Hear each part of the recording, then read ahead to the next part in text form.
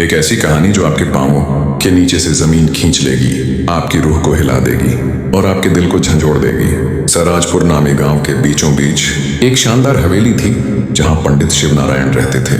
यह हवेली गांव के एक प्रमाण कोने में बनी थी जहां सब्जियों और खेतों की खूबसूरती इसे और भी दिलकश बना देती थी। पंडित शिवनारायण की उम्र तकरीबन 70-75 साल थी, लेकिन उनकी आंखों में अजीब सी चमक और उनके अल्फाज में ऐसी मिठास थी कि लोग उनके पास खींचे चले आते थे। गांव वाले उन्हें नेक दिल आलिम समझते थे। वे औरतों को ताबीज देते और कहते, यह तुम्हारे दुख और परेशानियां दूर कर देगा। लेकिन वो ताबीज सिर्फ एक बहाना था। शिवनारायण औरतों के जज्बात से खेलते, उनकी कमजोरियों को समझते और उनकी इज्जत को दांव पर लगाते। वो इतनी होशियारी से काम करते कि कोई उन पर उंगली भी नहीं उठा सकता था। गांव वालों को लगता था कि वो सचमुच अच्छे इंसान हैं, मगर उनकी हवेली की चारदीवारी के पीछे एक तारीख कहानी छुपी हुई थी। उसी गांव सराजपुर में अंजलि रहती थी। अंजलि खूबसूरत और ज़हीन थी। उसकी आंखों में मासूमियत और दिल में हिम्मत थी। वो एक गरीब किसान की बेटी थी और उसकी जिंदगी मेहनत और ख्वाबों से भरी हुई थी। अंजलि को विकास से मोहब्बत हो गई, जो गांव का एक ईमानदार दुकानदार था। विकास की दुकान गांव के बाहर थी, जहां वो छोटी मोटी चीजें बेचता था। उसकी सादगी और मेहनत ने गांव वालों के दिल जीत लिए थे। अंजलि और विकास की मोहब्बत खुफिया तौर पर परवान चढ़ रही थी। वो खेतों के किनारे गांव के पुराने बांज पेड़ों के नीचे मिलते थे, मगर अंजलि के वालिद मोहनलाल इस रिश्ते के सख्त खिलाफ थे। वो चाहते थे कि अंजलि की शादी किसी अमीर घराने में हो ताकि उनका खानदान गरीबी से निकल सके। एक दिन अंजलि की माँ सरिता ने उससे कहा, बेटी, पंडित शिवनारायण के पास जाओ, उनका ताबीज जादुई है। अगर तुम उन्हें अपना दुख बताओगी तो वो तुम्हारी विकास से शादी का रास्ता निकाल देंगे। अंजलि को यह बात अजीब लगी। उसे पंडित शिवनारायण पर भरोसा नहीं था। गांव में अफवाहें थीं कि उनके इरादे साफ नहीं हैं। कुछ औरतें उनसे मिलने चाहती थीं और वापस आने के बाद उनके चेहरों पर अजीब सी खामोशी होती थी, शक और साजिश, लेकिन कोई खुलकर बात नहीं करता था। फिर भी अंजलि को सरिता की जिद के आगे झुकना पड़ा। एक बारिश वाले दिन अंजलि शिवनारायण की कुटिया की तरफ चली गई। उसने हरी साड़ी पहनी थी, जिससे वो और भी खूबसूरत लग रही थी। बारिश की बूंदें उसके चेहरे पर गिर रही थीं और उसका दिल तेजी से धड़क रहा था। शिवनारायण कुटिया के बड़े कमरे में बैठे थे।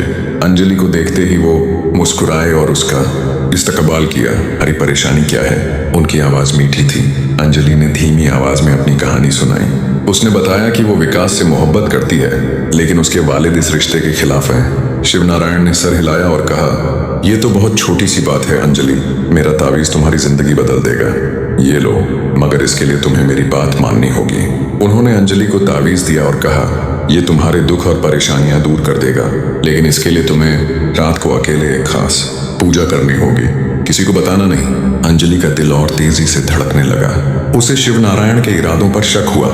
उसने पूछा, क्या ये पूजा दिन में नहीं हो सकती? शिवनारायण मुस्कुराए और बोले, जादू सिर्फ रात को होता है। फिक्र मत करो, मैं तुम्हारा भला चाहता हूँ। अंजलि घर वापस आई, लेकिन उसका दिल बेचैन था। उसने विकास से बांस के पेड़ के नीचे मुलाकात की और सब कुछ बताया। विकास गुस्से से भर गया। उसने कहा, अंजलि, ये पंडित अच्छा इंसान नहीं है। गांव में उसके बारे में बातें होती हैं, तुम उसके पास वापस नहीं जाओगी। लेकिन अंजलि बोली, विकास, अगर हम उसका पर्दा न उठाएंगे तो वो और औरतों को अपने जाल में फंसाता रहेगा। हमें एक मंसूबा बनाना होगा। मोहब्बत और चालाकी की फतह। अंजलि ने विकास के साथ एक योजना बनाई। वो रात को शिवनारायण के पास जाने वाली थी, लेकिन इस बार वो अकेली नहीं थी। विकास गांव के रामकृष्ण और उनका दोस्त संजय उसकी हिफाजत के लिए छुपकर मौजूद थे। रात हुई। अंजलि अपनी माँ से छुपकर कुटिया की तरफ चली गई।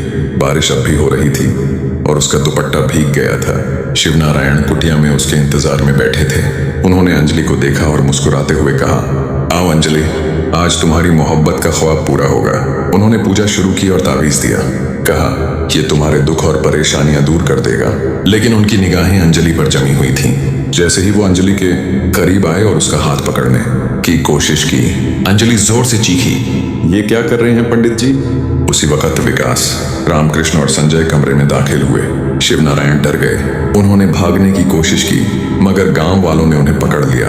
अंजलि ने सबके सामने शिवनारायण की हकीकत बताई कि वो तावीज के बहाने औरतों को धोखा देता था। गांव वालों ने उसे सजा दी और गांव से निकाल दिया। अंजलि की हिम्मत की कहानी गांव में मशहूर हो गई। उसके वालिद मोहनलाल ने भी विकास से उसकी शादी को कबूल कर लिया।